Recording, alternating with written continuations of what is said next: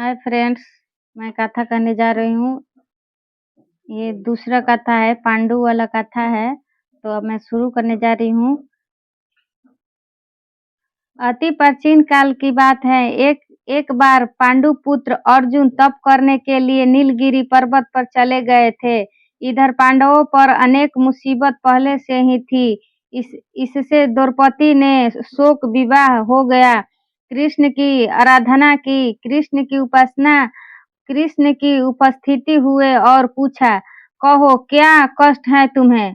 प्रभु, द्रौपदी ने हाथ जोड़कर कहा, मुझे क्या कष्ट है? आप तो स्वयं जानते हैं, आप तो अंतर्यामी हैं। मुझे कष्ट के बोझ से विखल कर दिया। क्या कोई ऐसा उपाय है जिससे इन कष्टों से छुटकारा मिल सके?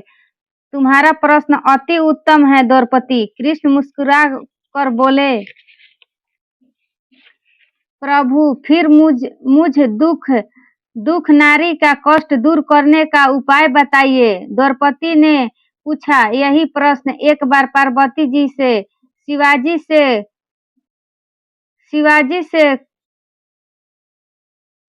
से कर दिया था। तब श्री शिवाजी ने करवा चौथ का विधान बताया। फिर प्रभु करवा चौथ की जानकारी मुझे भी दी और उसकी कथा कही। तब कृष्ण ने एक पल सोचने के बाद कहा, दुख सुख तो सांसारिक माना जाता है। प्राणी उससे सदा ही लिप्त रहता है। मैं तुम्हें अति उत्तम करवा चौथ व्रत की कथा सुनाता हूँ, इसे ध्यान से सुने।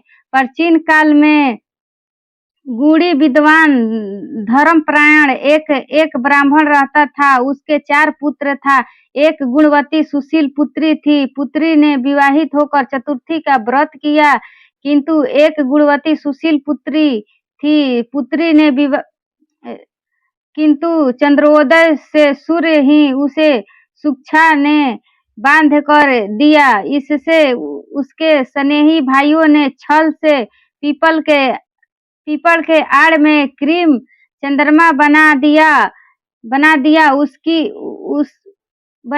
लड़की ने अर्घ दे भोजन कर ली। भोजन करते ही उसके पति का हृदय गति बंद हो गई।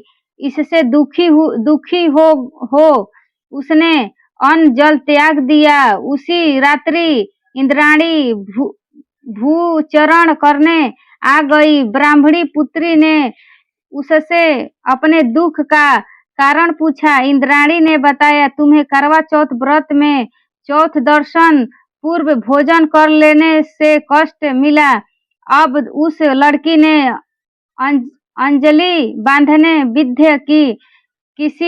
इससे मुक्त होने का कोई उपाय बताइए। इस पर इंद्राणी ने कहा, यदि तुम विधि पूर्वक अगली करवा चौथ का व्रत करो तो तुम्हारे पति पुनर्जीवित हो जाएंगे।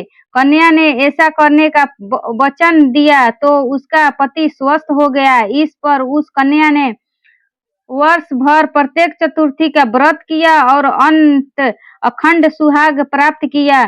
श्री कृष्ण ने कहा, हे द्रौपदी, यदि तुम इस पर्व को करोगी तो तुम्हारे सभी कष्ट टल जाएंगे। इस प्रकार द्रौपदी ने यह व्रत किया और पांडव सभी क्षेत्र में विजयी हुए। इस प्रकार सौभाग्य, पुत्र पौत्रादि और धन अन्य की इच्छुक स्त्रियों को यह व्रत विधान पूर्वक करना चाहिए। इस पर्व में भगवान शंकर की आरती की जाती है।